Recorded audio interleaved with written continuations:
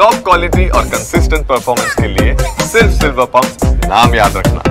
ನಾವೆಲ್ಲರೂ ಬರ್ತೇವೆ, ಸ್ವಾಮೀಜಿಗಳು ಬರ್ತೇವೆ, ಎಲ್ಲ ಧರ್ಮದ ಗುರುಗಳು ಬರ್ತೇವೆ, ಹಾಗೆ ಅಂತೆಲ್ಲ ಸಲಹೆ ಕೊಟ್ಟಿದ್ದಾರೆ. ಅದು ಒಂದು ಭಾಗ.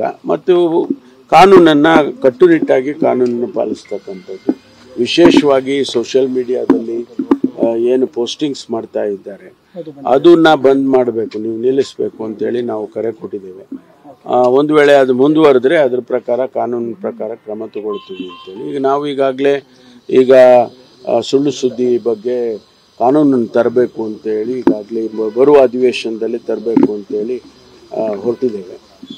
ಹಾಗಾಗಿ ಅನೇಕ ಕ್ರಮಗಳನ್ನು ತಗೊಂಡು ಆ ಭಾಗದಲ್ಲಿ ಶಾಂತಿ ನೆಲೆಸಬೇಕು ಅಂತೇಳಿ, ಯಾಕೆಂದರೆ ಮಕ್ಕಳಿಗೆ ವಿದ್ಯಾಭ್ಯಾಸ, ಆಮೇಲೆ ಓದಿರೋರಿಗೆ ಕೆಲಸ ಸಿಗಬೇಕು, ಇನ್ವೆಸ್ಟ್ಮೆಂಟ್ ಬರಬೇಕು. ಆ ಜಿಲ್ಲೆ, ಆ ಕರಾವಳಿ ಪ್ರದೇಶದ ಒಂದು ವಿಭಿನ್ನವಾದಂಥ ಕಲೆ ಸಂಸ್ಕೃತಿ ಇದೆ, ಅದೆಲ್ಲ ರಕ್ಷಣೆ ಆಗಬೇಕು. ಈ ರೀತಿ ಅನೇಕ ಉದ್ದೇಶಗಳನ್ನ ಇಟ್ಕೊಂಡು ನಾವು ಕೆಲಸ ಮಾಡಿದ್ದೀವಿ. ನನಗನ್ಸುತ್ತೆ ಒಂದಿಷ್ಟು ಬದಲಾವಣೆಯನ್ನು ಈಗಾಗಲೇ ನಾವು ನೋಡ್ಬೋದು. ಶಾಂತಿ ಕಡೆ ಜನ ಹೋಗ್ತಾ ಇದ್ದಾರೆ ಅನ್ನುವಂಥದ್ದು ಕಾಣಿಸುತ್ತೆ. ಶಾಸಕರು ಹೇಳೋದು ಇದು ಕಮ್ಯುನಲ್ ಸೂಕ್ಷ್ಮವಾಗಿರ್ತಕ್ಕಂಥ ಜಿಲ್ಲೆ ಅಲ್ಲ, ಈ ಘಟನೆಗಳಿಗೆ ಕ್ರೈಮ್ ಕಾರಣ ಆಗ್ತಾ ಇದೆ, ಬೇರೆ ಬೇರೆ ಮಾಫಿಯಾಗಳು ಕಾರಣ ಆಗ್ತಾ ಇದೆ, ಅದನ್ನು ಜಿಲ್ಲೆ ಅಂತ ಕರಿಬೇಡಿ ಅಂತ. ಇಲ್ಲ, ನಾವು ಆ ರೀತಿ ನಾವು ಹೌದು ಅದನ್ನು ಹೇಳಿದ್ರು. ನಾವು ಕೋಮು ಸೂಕ್ಷ್ಮ ಜಿಲ್ಲೆ ಅಂತ ಅನ್ನೋದು ಬೇಡ, ಇದು ಕೆಲವು ಘಟನೆಗಳಿಂದ, ಕೆಲವು ಕ್ರೈಮ್ಗಳಿಂದ, ಈ ರೀತಿ ಅಪರಾಧಗಳಿಂದ ಹಿಂಗೆಲ್ಲ ಆಗ್ತದೆ ಅನ್ನೋದನ್ನೇ ಹೇಳಿದ್ರು. ಅದಕ್ಕೆ ನಾವು ಅದನ್ನು ಗಮನದಲ್ಲಿ ಇಟ್ಕೊಳ್ತೇವೆ. ನಾವು ಎಲ್ಲಿ ಈಗ ಉದಾಹರಣೆಗೆ ಡ್ರಗ್ಸ್ ಬಗ್ಗೆ ಮಾತಾಡಿದ್ರು, ನಾವು ಭಾಳ ಕಟ್ಟುನಿಟ್ಟಿನ ಕ್ರಮವನ್ನು ಈಗಾಗಲೇ ತಗೊಳ್ತಾ ಇದ್ದೀವಿ.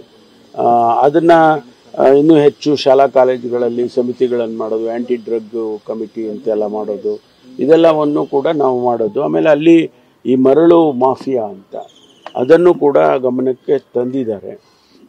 ಈ ಕೆಂಪು ಕಲ್ಲು ತೆಗೆಯೋದು, ಅಲ್ಲಿ ಲ್ಯಾಟ್ರೈಟ್ಸ್ ಆಯಿಲ್ ಇರೋದ್ರಿಂದ ಅದರದ್ದೇ ಒಂದು ದೊಡ್ಡ ಮಾಫಿಯಾ ಥರ ಆಗಿದೆ ಅಂತ ಇವೆಲ್ಲವನ್ನು ಗಮನಿಸಿದ್ದೇವೆ. ಈಗಾಗಲೇ ಅದೆಲ್ಲ ರೆಗ್ಯುಲೇಟ್ ಮಾಡೋದಕ್ಕೆ ಸಂಬಂಧಪಟ್ಟ ಇಲಾಖೆಗಳಿಗೆ ತಿಳಿಸಿದ್ದೇವೆ. ಜಿಲ್ಲಾಧಿಕಾರಿಗಳು ಅದನ್ನು ಕ್ರಮ ತಗೊಳ್ತಿದ್ದಾರೆ. ಸರ್, ಉತ್ತರ ಭಾರತದ ಮೋಸ್ಟ್ ವಾಂಟೆಡ್ ಗ್ಯಾಂಗ್ಸ್ಟರ್ಗಳು ಕೆನಡಾಗೆ ಹೋಗಿ ಸೆಟ್ಲ್ ಆಗಿದ್ದಾರೆ. ನಮ್ಮ ಬೆಂಗಳೂರಿನಲ್ಲಿ ಇಟ್ಕೊಂಡು ಫೇಕ್ ಡಾಕ್ಯುಮೆಂಟ್ ಕ್ರಿಯೇಟ್ ಮಾಡಿ, ಪಾಸ್ಪೋರ್ಟ್ ಕ್ರಿಯೇಟ್ ಮಾಡಿ, ಹೆಣ್ಣೂರು ಪೊಲೀಸರು ಸರಿಯಾಗಿ ವೆರಿಫಿಕೇಶನ್ ಆಗದಿರೋ ಕಾರಣ ಅವ್ರಿಗೆ ಪಾಸ್ಪೋರ್ಟ್ ಕೂಡ ಸಿಕ್ಕಿದೆ. ಹರಿಯಾಣದವ್ರು FIR ಕೂಡ ಮಾಡಿದ್ದಾರೆ. ನಮ್ಮ ಗಮನಕ್ಕೆ ಇದೆಯಾ ಸರ್? ಇಲ್ಲ, ಅದನ್ನು ನಾನು ಮಾಹಿತಿ ತಗೊಳ್ತೀನಿ, ಕೇಳಿದೆ ಅದ್ರ ಬಗ್ಗೆ. ಅದರ ಹೆಚ್ಚು ಮಾಹಿತಿ ತಗೊಂಡು ಆನಂತರ ಧರ್ಮಸ್ಥಳ ಒಂದು ಧಾರ್ಮಿಕ ಸ್ಥಳ ಬೇರೆ, ಅದ್ರ ಮೇಲೆ ನಡೀತಿರುವಂತ ಸ್ಪೆಕ್ಯುಲೇಷನ್ಸ್ಗಳೇನಿದೆ, ಇದಕ್ಕೆ ನಿಮ್ಮ ಕಡೆ ಕ್ಲಾರಿಫಿಕೇಶನ್ ಏನು ಸರ್? ಬಿಕಾಸ್ ಅಲ್ಲಿ ಬಾಡಿಗಳು ಸಿಕ್ಕಿತ್ತು, ಹೂತಾಕ್ಲಾಗಿದೆ, ಬುರ್ಡೆಗಳು ಸಿಕ್ತಿದೆ, ಈ ರೀತಿಯಾದ ಸಾಕಷ್ಟು ಸ್ಪೆಕ್ಯುಲೇಷನ್ಸ್ ಅದೆಲ್ಲ ಈಗ ಪೊಲೀಸ್ನವರು ಗಮನಿಸ್ತಿದ್ದಾರೆ. ಯಾರೋ ಒಬ್ಬ ವ್ಯಕ್ತಿ ಅವನ ಪರವಾಗಿ ಕಂಪ್ಲೇಂಟ್ ಕೊಟ್ಟಿದ್ದಾರೆ, ಅಡ್ವೊಕೇಟ್ಸ್. ಅವನು ಕೊಟ್ಟಿಲ್ಲ, ಅವನ ಪರವಾಗಿ ಕೊಟ್ಟಿದ್ದಾರೆ. ಹಾಗಾಗಿ ಈಗ ಅವನು ಮುಂದೆ ಬಂದು ಕಂಪ್ಲೇಂಟ್ ಕೊಡಬೇಕು, ಅವನು ಸ್ಟೇಟ್ಮೆಂಟ್ ಮಾಡಬೇಕು. ಇದೆಲ್ಲ ಪ್ರೊಸೀಜರಲ್. ಯಾಕೆ ನಾಳೆ ಏನಾಗ್ತದೆ, ಇದು ಕಾನೂನಿನ ಇದರಲ್ಲಿ ಟೆಕ್ನಿಕಲ್ ಫೇಲ್ಯೂರ್ ಆಗಬಾರ್ದು, ಟೆಕ್ನಿಕಲ್ ಗ್ರೌಂಡ್ಸ್ ಮೇಲೆ ಕೇಸ್ ಬಿದ್ದೋಗುತ್ತೆ ಅಂತಾರಲ್ಲ, ಹಾಗೆ ಅದೆಲ್ಲ ಆಗಬಾರ್ದು ಅಂತೇಳಿ ಈಗ ನಾವು ಪೊಲೀಸ್ನವರು ಅದನ್ನು ನೋಡ್ತಾ ಇದ್ದಾರೆ. ಅದಾದಮೇಲೆ ನೋಡೋಣ ಏನು ಮಾಹಿತಿ ಸಿಕ್ಕತ್ತೆ. ಆಮೇಲೆ ಇನ್ವೆಸ್ಟಿಗೇಷನ್ನು ಅವರ ಹೇಳಿಕೆ ಕೊಡಬೇಕಲ್ಲ, ಅವನು ಕಂಪ್ಲೇಂಟ್ ಕೊಡಬೇಕು, ಅವನ ಹೇಳಿಕೆ ಕೊಡಬೇಕು.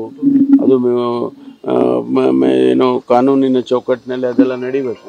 ಅದಾದಮೇಲೆ ನಾವು ರಿಯಾಕ್ಟ್ ಮಾಡ್ಬೋದು.